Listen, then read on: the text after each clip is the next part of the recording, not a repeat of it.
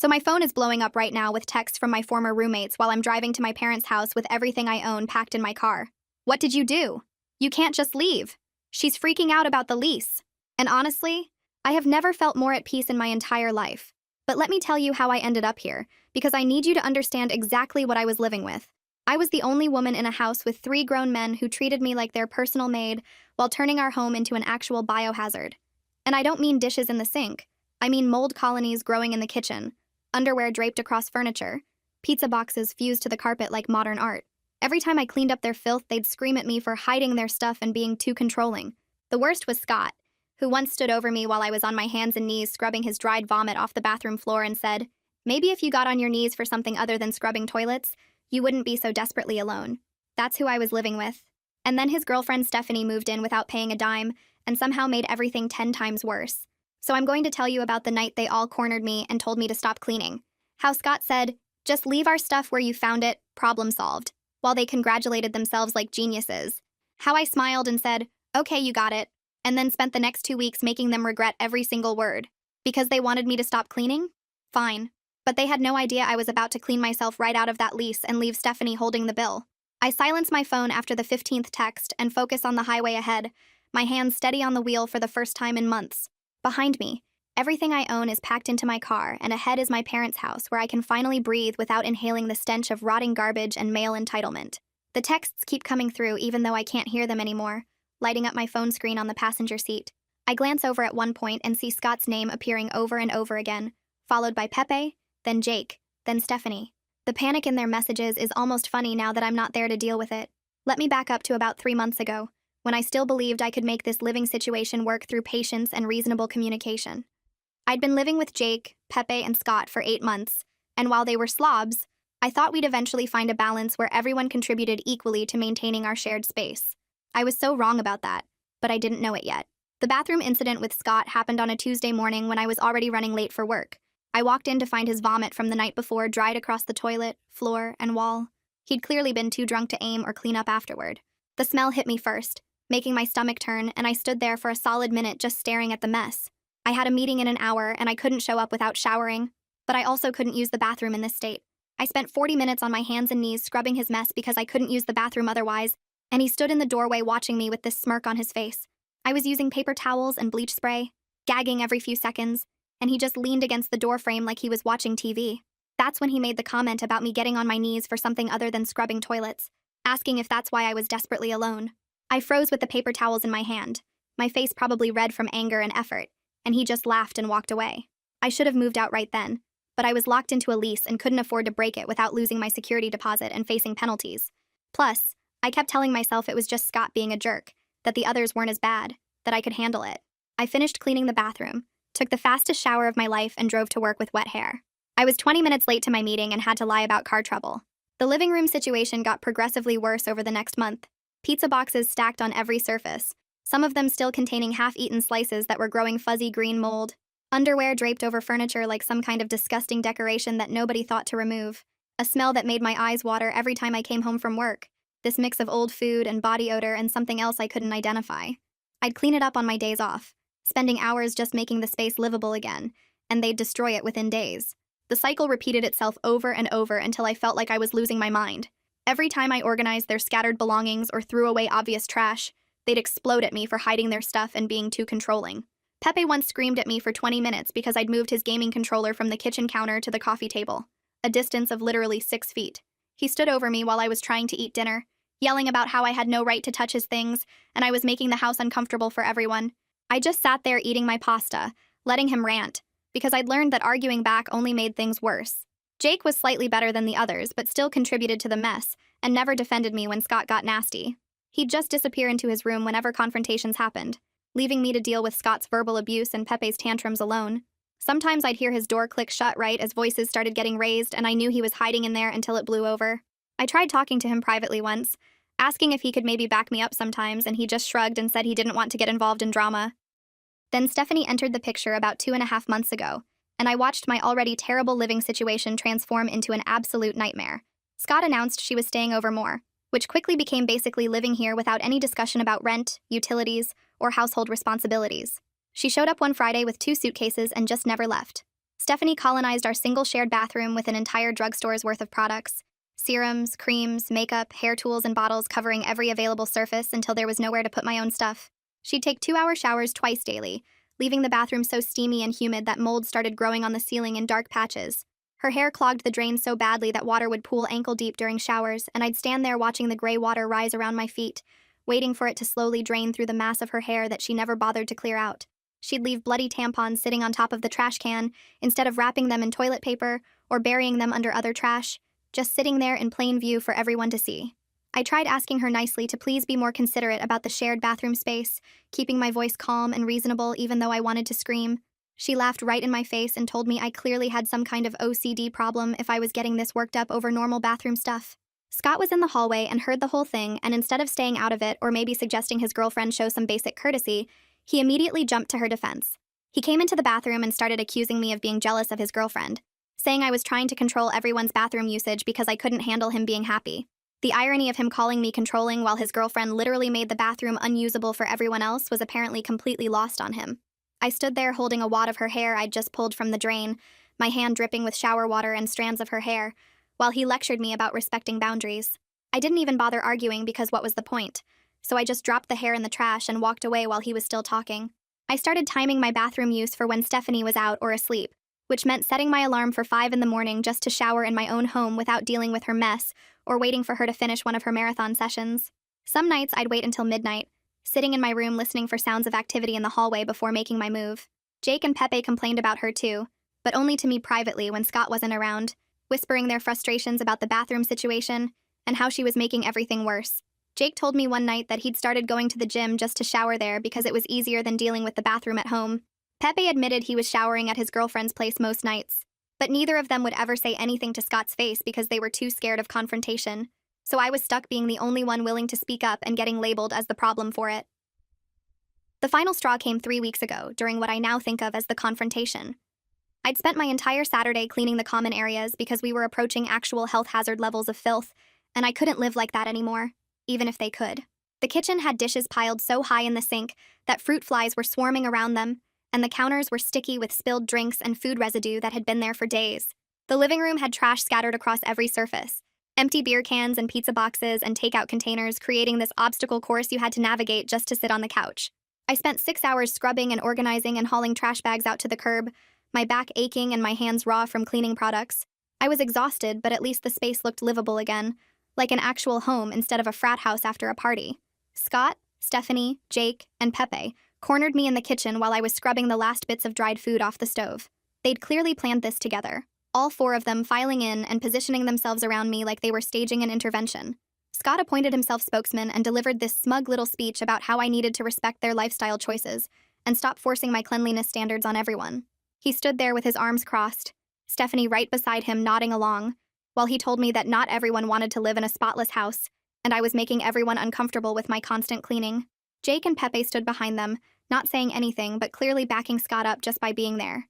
Stephanie chimed in with her helpful observations about how not everyone is as uptight as me, and maybe I should learn to relax and stop stressing about things that don't really matter. She said this while leaning against the counter I'd just spent 20 minutes scrubbing, her tone dripping with condescension like she was giving me life advice. Pepe and Jake nodded along like bobbleheads, clearly pleased with themselves for finally standing up to my tyranny of not wanting to live in filth. Nobody mentioned that I was the only one who ever cleaned anything, or that the house would be completely unlivable without my efforts, or that Stephanie didn't even pay rent but was lecturing me about household standards. Then Scott delivered the line that sealed his fate, the words that would end up being his biggest mistake. He said if I was so tired of cleaning up after them, I should just leave their stuff where I found it and problem solved. They all agreed enthusiastically, congratulating themselves on this brilliant compromise that would end all household tension. Stephanie actually clapped her hands together like they'd just solved world peace. Jake looked relieved, probably thinking this meant he could keep being a slob without feeling guilty about it. Pepe grinned and said this was perfect, that everyone could just do their own thing now. I looked at their expectant faces, all of them so proud of putting me in my place, and I smiled. The smile felt strange on my face, tight and controlled, but I held it while I said, "Okay, you got it," in the sweetest voice I could manage. I meant every single word, just not in the way they thought I meant it. They wanted me to leave their stuff alone, to stop cleaning up after them, to let them live in their own mess. Fine. I could absolutely do that. Scott looked satisfied, like he'd won some kind of victory. Stephanie smiled at me like we were suddenly friends now that I'd agreed to back off. Jake and Pepe visibly relaxed, the tension draining from their shoulders. That night, I lay in bed planning my exit strategy while listening to Stephanie's 2-hour shower through the thin walls. The water ran and ran, the pipes groaning, steam probably filling the bathroom and creating more mold on the ceiling. I had 2 weeks before rent was due again, and I was going to make every single day count. I wasn't going to keep cleaning up after them like they expected. I was going to leave everything exactly where they put it, just like they asked. And then I was going to clean myself right out of that lease and leave them all to deal with the consequences of their own choices. The next morning, I started my malicious compliance campaign by simply stopping all cleaning activities. I walked past Scott's vomit-crusted dishes in the sink without touching them, the smell making my stomach turn. But I kept walking. I stepped over Pepe's dirty laundry in the hallway, his underwear and socks scattered across the floor like some kind of disgusting breadcrumb trail. I left Jake's rotting takeout containers exactly where he'd abandoned them on the coffee table, the food inside turning colors I didn't know food could turn. Every instinct in my body screamed at me to clean it up, to fix it, to make the space livable again, but I didn't touch a single thing. I also stopped buying toilet paper when we ran out. No more trash bags appearing under the sink when the box emptied. No more dish soap materializing by the sink. No more paper towels replacing themselves on the holder. I'd been the invisible force keeping basic supplies stocked for months, spending my own money without anyone noticing or caring, and now I was done with all of it. When Jake asked me where the toilet paper was, I told him I wasn't sure. Maybe he should check the store. The look of confusion on his face was perfect, like he'd never considered that toilet paper didn't just appear by magic in the bathroom cabinet. Day 3 arrived, and the smell hit me the second I opened my bedroom door. Something between rotting garbage and backed-up sewage, thick enough to make my eyes water. I heard Stephanie's voice from the kitchen, sharp and angry, complaining to Scott about the disgusting state of everything. Her tone had that edge of someone who expected other people to fix problems for her. I stayed in my room, door closed, listening to them argue about whose mess was whose and who should clean what.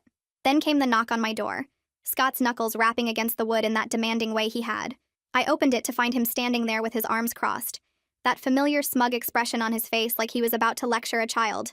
He asked when I was planning to clean up everyone's mess, gesturing toward the kitchen like I was personally responsible for the disaster zone they'd all created. The entitlement in his voice was amazing, like we hadn't had this exact conversation 3 days ago.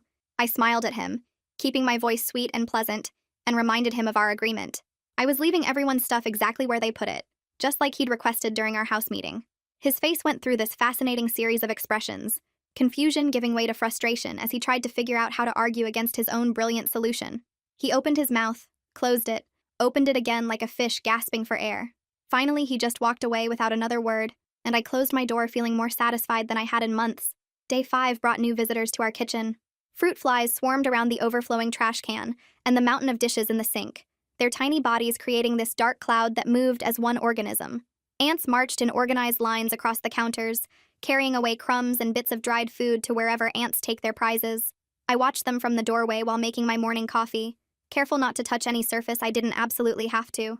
Pepe appeared in the kitchen doorway, saw the insects, and immediately turned to me with this hopeful expression. He said we all needed to pitch in and clean up, using that reasonable tone people use when they're trying to manipulate you into doing what they want.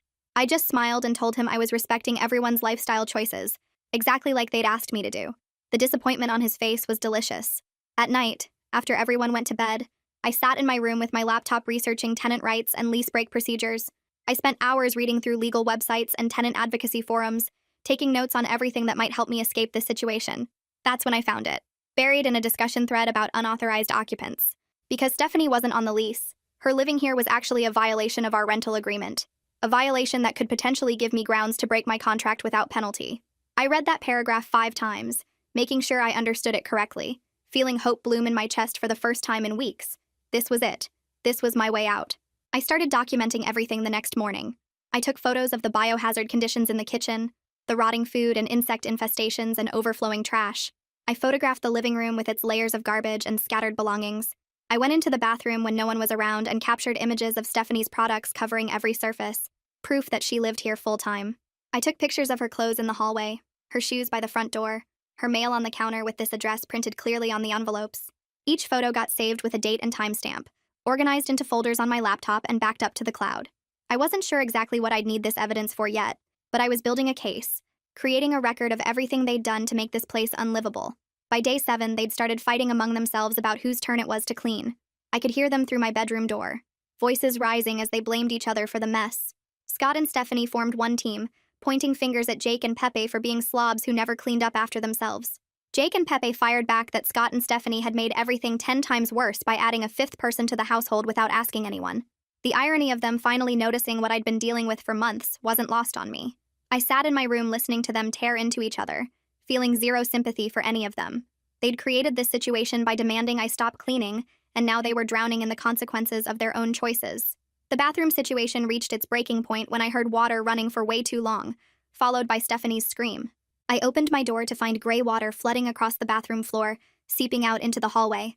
The shower had backed up completely, Stephanie's accumulated hair finally clogging the drain beyond capacity.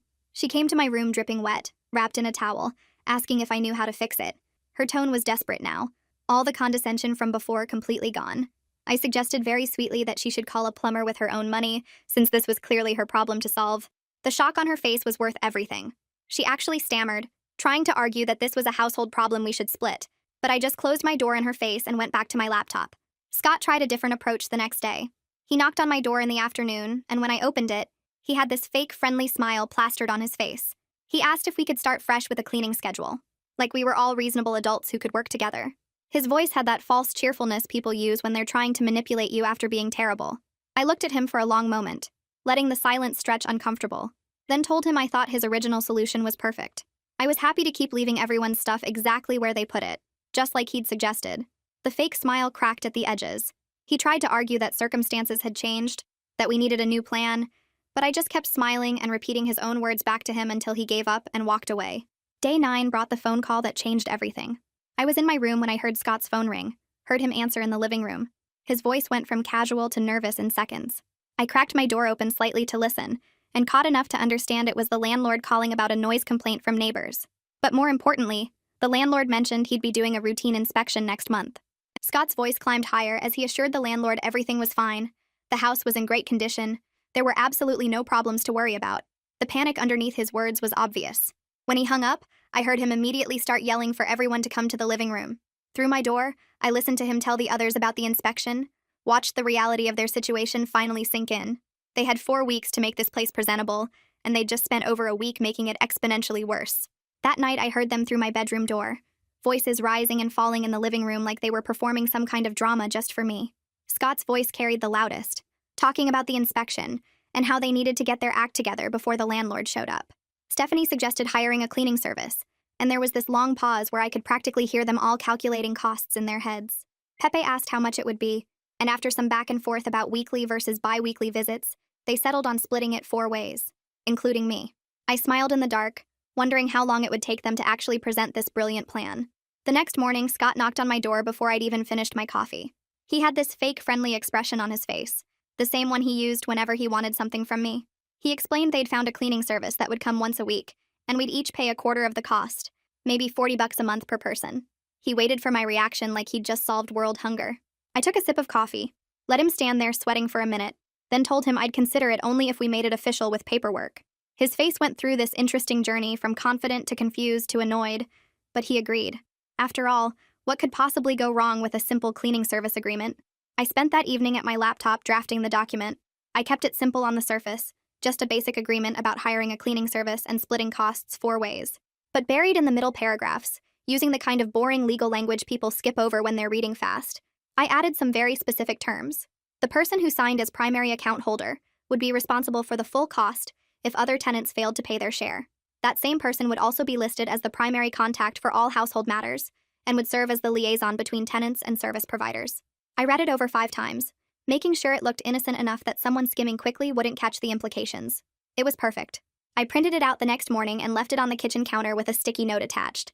The note said I'd be happy to sign once someone else signed as primary account holder, since I didn't want that responsibility. I went to work feeling lighter than I had in weeks, knowing exactly what would happen next. When I got home that afternoon, the document was gone from the counter. I found it later that evening in the living room, and there was Stephanie's signature scrawled across the primary account holder line in purple ink. She'd barely skimmed it, probably just saw her chance to look responsible and cooperative, and signed with this dramatic flourish like she was autographing a fan's poster. I picked up the document carefully, holding it by the edges like it was made of gold. That signature was everything I needed. I immediately grabbed my keys and drove to the copy shop down the street, the original document sitting in the passenger seat like a precious artifact. I made 5 copies, paid extra for the good quality paper, and stored the original in my glove compartment inside a plastic sleeve. And Stephanie had just put her name on a document that could be interpreted as her taking financial responsibility for household matters. She'd volunteered to be the primary contact, the person responsible if others didn't pay, the official household liaison. I drove home with the copies tucked safely in my bag, already planning my next moves. Day 12 arrived and I started packing my room in earnest. I did it quietly, waiting until late at night when everyone was asleep or busy in their own rooms. I'd pack a box, carry it out to my car in the dark, come back for another. My clothes went first, then my books, then my kitchen supplies that I'd been keeping in my room to prevent them from disappearing into the communal mess. I moved in small loads so no one would notice my car getting fuller or my room getting emptier. Each trip to my car felt like stealing pieces of my freedom back, one box at a time. By the end of that night, half my belongings were safely locked in my trunk. I also contacted the landlord directly through email, keeping my message professional and factual. I explained I needed to break my lease due to an unauthorized occupant creating unlivable conditions in the home. I attached the photos I'd been taking over the past week, the ones showing the biohazard conditions in the kitchen and bathroom, the insect infestations, the rotting food. I included a copy of our original lease agreement highlighting the clause that listed only 4 authorized tenants, and I pointed out that Stephanie had been living there full-time for months without being added to the lease. I sent the email at midnight, then lay in bed staring at my ceiling and hoping he'd respond quickly. The landlord replied the next morning, and his response was surprisingly understanding. He thanked me for bringing the unauthorized occupant to his attention, and said he appreciated my documentation of the lease violation. He mentioned the upcoming inspection, and said he'd been concerned about the property based on recent neighbor complaints. Then he offered me exactly what I'd been hoping for. He agreed to let me off the lease immediately if I paid through the end of the current month, which I'd already done when I paid rent 2 weeks earlier. He'd process my departure as a lease break due to violation of terms by other tenants, which meant I wouldn't lose my security deposit. I read his email 3 times to make sure I understood correctly, then responded immediately accepting his terms. Day 13 started with me logging into our joint utilities account. We'd set it up months ago so everyone could contribute to bills, and my name was on it along with Scott's and Pepe's. I transferred my portion of the current security deposit to my personal account, which I could legally do since I was an account holder. Then I withdrew my share of the utility payments we'd been pooling for the next month, leaving just enough to cover the others' portions. I updated my mailing address with my bank, my employer, my credit card companies, and every other service I could think of, changing everything to my parents' address. Each update felt like cutting another rope tying me to that house. I also spent that afternoon writing a detailed letter to the landlord, documenting everything that had happened over the past 3 months. I described Scott's harassment in specific terms, including dates and quotes I'd been recording in my phone. I explained how Stephanie had moved in without permission and refused to contribute financially while making the living conditions worse. I attached more photos showing the current biohazard state of the house, pictures of Stephanie's belongings throughout the common areas, and images of her mail with our address printed clearly on the envelopes. Then I included a copy of the signed cleaning service agreement with Stephanie's signature as primary account holder, explaining how she'd voluntarily taken responsibility for household matters. I printed everything, put it in a folder, and added it to the box of important documents already packed in my car. That night, I couldn't sleep worth a damn. I kept checking the corners of my room to make sure I hadn't forgotten anything important, running through my mental checklist over and over until the words blurred together. My mattress sat on the floor surrounded by empty space where my desk and dresser used to be, and every time I closed my eyes, I saw Scott's face when he realized what I'd done. My room looked like a skeleton, just the bare bones of furniture that came with the lease and nothing that made it mine. I had my phone charger, a change of clothes for tomorrow, and my toiletries bag sitting by the door. Everything else was already locked in my car, packed so tight I could barely see out the back window. I must have drifted off around 4 in the morning because my alarm went off at 6, and I jerked awake with my heart pounding. Moving day had arrived and I was more than ready. I got dressed in the dim light coming through my window, pulling on jeans and a comfortable shirt, then grabbed my phone and keys. The house was completely silent as I made my first trip down to my car, carrying my pillow and the bag of toiletries. My footsteps on the stairs sounded way too loud in the quiet, and I kept expecting one of the guys to stumble out of their room demanding to know what I was doing. But nobody stirred. I made 3 more trips, bringing down my remaining clothes, my laptop bag, and the last cardboard box with random stuff I'd shoved in at the last minute. By the time I carried my phone charger down at 8:30, sweat was running down my back even though it wasn't that hot yet. I stood in the driveway looking up at the house one final time, at the windows that looked back at me like dead eyes, and I felt absolutely nothing. No sadness, no regret, not even anger anymore. Just this calm certainty that I was doing exactly the right thing. I went back inside and walked through the empty rooms of what used to be my space, checking one last time for anything I might have missed. The closet was empty, the bathroom cabinet was clear, and my desk drawers gaped open and hollow. By 9 o'clock in the morning, my room contained nothing of mine except the furniture that would stay there for the next tenant. I pulled out the note I'd written the night before and read it over one more time to make sure the wording was perfect. The kitchen counter was covered in dirty dishes and food wrappers, exactly the kind of mess I used to clean up every single day, and I set my keys down right in the middle of it all. I placed the note next to the keys, folded once so the writing showed clearly. The note explained everything they needed to know about their new situation, how Stephanie was now the primary account holder responsible for household matters, how I'd informed the landlord about the unauthorized occupant, and how I wished them the best of luck dealing with the consequences of their own choices. I read it 3 times, smiled at how perfectly polite and professional it sounded, then turned and walked out the front door without looking back. My hands shook a little as I started my car, but it was excitement rather than nerves. I was actually doing this. I was actually leaving. I backed out of the driveway slowly, taking my time, and I was halfway down the street when my phone started going crazy. The buzzing was so constant it sounded like an angry hornet trapped in my cup holder. I glanced down at the screen and saw Scott's name flash up, then Pepe, then another call from Scott, then one from Jake. I let them all go to voicemail and kept my eyes on the road. They could panic all they wanted. I had nothing to say to any of them. My phone buzzed again with a text notification, then another, then 5 more in rapid succession. I reached over and turned the sound off completely, then focused on getting to the highway. The morning traffic was light and the sun was bright in my rearview mirror, and I turned on the radio just to have something other than my thoughts filling the car. I merged onto the highway and my phone screen lit up with another incoming call. This time it was Stephanie. I watched her name flash on the screen until the call went to voicemail, then immediately another call came through from Scott. The texts were piling up so fast my phone was having trouble keeping up. I finally grabbed it at a red light and opened the group chat we all shared for house stuff. The messages were coming in so quick I could barely read them before new ones appeared. Scott had sent about 8 messages in a row, each one more frantic than the last, demanding to know what I'd done and where I was going. Stephanie sent a string of messages claiming she never signed anything important, and this was all some kind of trick. Pepe was sending skull emojis and angry faces like that was going to make me turn around. Jake sent a long paragraph about how I was screwing him over when he'd never done anything that bad to me. I scrolled through them all without responding, watching the panic unfold in real time across my screen. The desperation was almost funny. These were the same people who'd cornered me 2 weeks ago telling me to stop cleaning, who'd congratulated themselves on putting me in my place, who'd treated me like their personal maid for months. Now they were losing their minds because I'd actually listened to them. Scott's next message was this massive wall of text about how I was abandoning them in their time of need, how they couldn't possibly afford the rent without my share, how I was being selfish and cruel. He kept using words like betrayal and backstabbing, like I owed them something after months of abuse. Stephanie sent 3 messages in a row insisting the document she signed meant nothing, that she never agreed to be on any lease, that I'd tricked her into signing something she didn't understand. I almost laughed out loud at that one. She'd signed it without even reading it properly because she was too busy trying to look responsible and mature. That was on her, not me. The document was perfectly clear if you actually bothered to read past the first paragraph. She'd volunteered to be the primary account holder, to take responsibility for household matters, to be the main contact person. Every word of it was right there in black and white with her signature at the bottom. Jake's messages were trying a different approach, going for the guilt trip angle. He kept saying how he and Pepe weren't even that bad compared to Scott, how they'd tried to be decent roommates, how I was punishing them for Scott's behavior. He conveniently forgot all the times he'd left rotting food in the living room, or screamed at me for moving his stuff, or disappeared into his room whenever Scott was harassing me instead of saying a single word in my defense. Pepe just kept sending threats about taking me to small claims court, like he had any legal ground to stand on.